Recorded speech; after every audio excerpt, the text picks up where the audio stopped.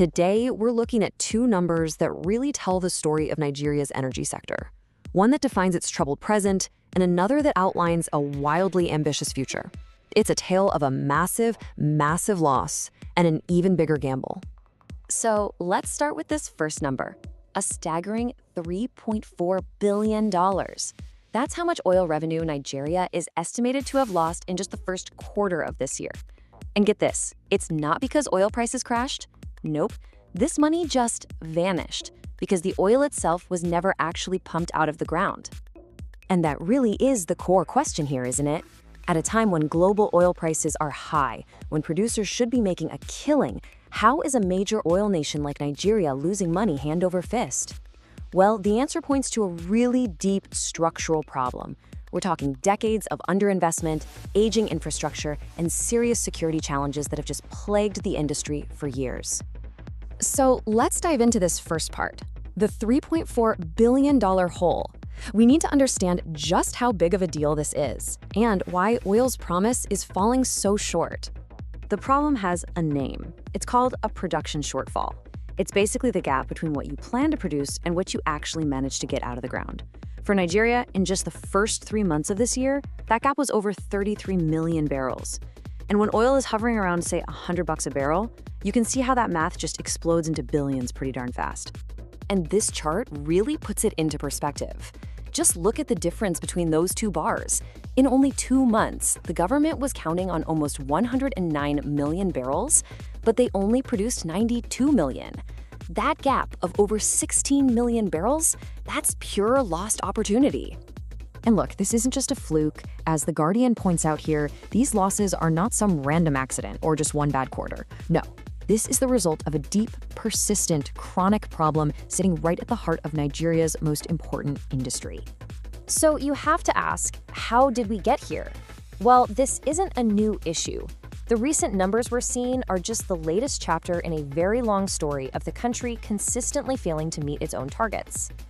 This timeline tells the whole story. If we just look back at 2025, Nigeria missed its OPEC production quota in 9 out of 12 months. And look at September. They were short 110,000 barrels every single day. That's not a leak, that's a floodgate of missed revenue just pouring out. And here's where it gets really strange. Check this out. In 2025, even though Nigeria actually produced more oil than the year before, its revenue from selling that oil fell by over 14%. How does that even happen? Well, it points to some serious problems, big inefficiencies, operational chaos, and just a fundamental inability to turn the oil in the ground into dollars in the bank. Okay, so the oil story seems pretty bleak, right? But hold on. Just as that story is unfolding, a completely different narrative is taking shape. We're talking about a massive, forward-looking, and incredibly audacious plan. But it's not centered on oil. It's all about gas.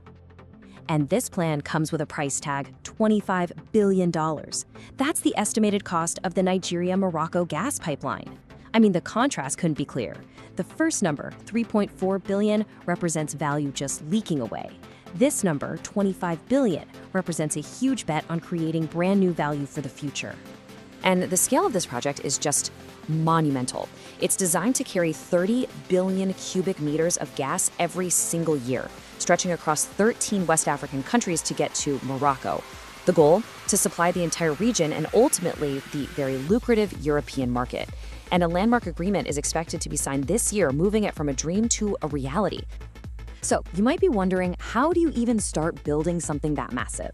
Well, the plan is actually pretty clever. Instead of waiting for the whole decades-long project to be finished, they're building it in phases. Each piece is designed to work on its own, creating value and revenue long before the final connection is even made. The target for that first gas flow? 2031. Okay, so what do we make of this? We've got these two totally opposite stories happening at the exact same time.